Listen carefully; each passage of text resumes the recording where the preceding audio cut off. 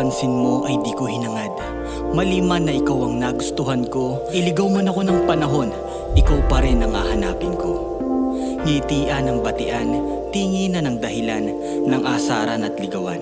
Tinadhana kang alagaan, yakapin at ingatan. Unang beses kang nakasama, pero parang ang tagal na nating magkakilala. Ako ba ang pinaglalaroan ng tadhana? O nakipaglaro ako sa tadhana nang kasama ka? 4th year na tayo, at ito na ang huli nating pagkikita.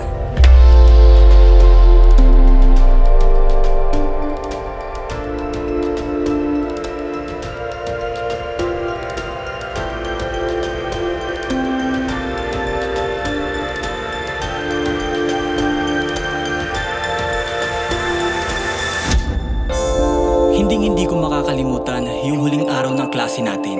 Hinabol-habol kita hanggang sa tapat ng kapihan, at doon sinabi ang lahat maliban sa damdamin. Pinanood sa'yo lahat, bigla kang ngumiti at nagulat. Ako'y kinabahan pero ngumiti din kalaunan nung sinabi mong iyong nagustuhan. Lahat ng pagod nakalimutan. Patunay yun na sa'yo ay pwedeng magpahinga. Dahil doon pinili kita.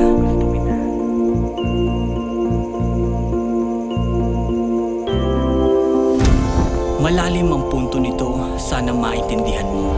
Mga pahiwatig ang naramdaman ko, kasabay ng mga linya mong ang galing mo, para kang narrator. yan ang sinabi mo. Hindi siya sweet pero kinilig ako dahil galing sa'yo. Saksi ang kapihang ito na di ko nakuha yung tapang na gusto mo. Balak na pagtatapat sa harap mo habang nakatitig ka sa mga mata ko. Alam kong may gusto kang marinig sa dami ng sinabi ko noon. Pasensya kung di ko nasabi yun, alam ko kasing di pa panahon. Alaala ang nagsilbing pundasyon sa sitwasyon natin noon, pero bakit ganun? Kapalaran na nagdesisyon, pinagdamutan ng pagkakataon.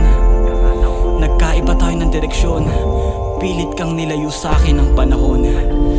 Sa kabila ng mga pangako at pagmamahal na ibinigay ko, salamat dahil naranasan ko ang umibig sa isang katulad mo kahit hindi naging tayo.